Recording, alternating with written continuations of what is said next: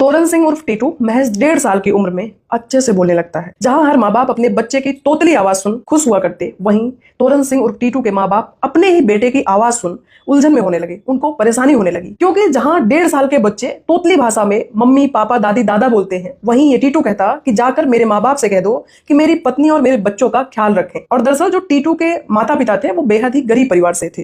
तो जब धीरे धीरे टीटू बड़ा होता गया तो टीटू के जो पिता थे वो साइकिल पर बैठाकर अपने बेटे को कहीं बाहर घुमाने के लिए ले जाने की कोशिश करते, तो टीटू उनसे कहता तुम मुझे साइकिल पर क्यों बैठाते हो, मेरी आदत साइकिल पर बैठने की नहीं बल्कि मैं कार से घुमा करता हूँ। ये बात सुनकर टीटू के माँ बाप को बहुत ही ज्यादा आश्चर्य होता कि ये इतनी छोटी सी उम्र में ये सब कैसे बोल रहा है। और दरअसल टीटू के माता पिता का घर कच्चा मकान था, तो टीटू उस पर भी बड़े ही अजीब बात बोलते हुए नजर आता कि किस तरह के घर में आप लोग रहते हो, मेरी आदत ये टूटे फूटे घर या कच्चे मकान में रहने की नहीं बल्कि मैं एक बड़े बंगले में रहता हूँ। तो टीटू के माता पिता इस बारे में दूसरे लोगों से चर्चा करने लगे। उनका बेटा महज 1.5 साल की उम्र से ही कुछ इस तरह की बातें करता है। असल ये 1988 के आसपास की बात है। तो गांव में सभी लोगों की यही राय थी टीटू के ऊपर भूत प्रेत का साया है।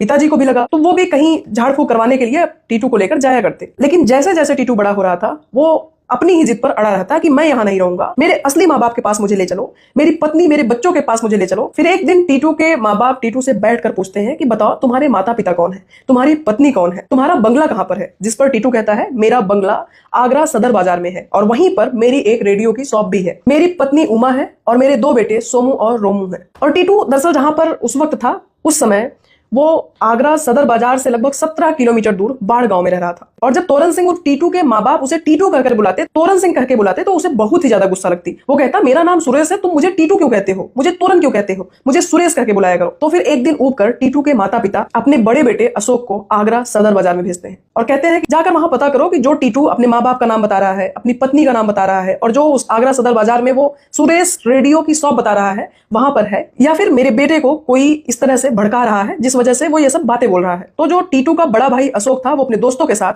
आगरा सदर बाजार पहुंच जाता है। तो वहां पर जाकर वो पहले जो सुरेश रेडियो की दुकान बताया था टीटू वो खोजने लगते हैं, लेकिन उसे आसपास कहीं भी ऐसी कोई दुकान नहीं मिलती जिस पर सुरेश रेडियो लिखा हो। तो अशोक परेशान होकर थक हार कर एक जगह बैठ जाता है और वो सोचने लगता है कि क्या जो मेरा छोटा भाई टीटू ये सब बातें बोल रहा है इसे उसे कोई भड़का रहा है क्या। तभी अशोक की नजर एक ऐसी शॉप पर पड़ती है जिस पर सुरेश रेडियो लिखा था।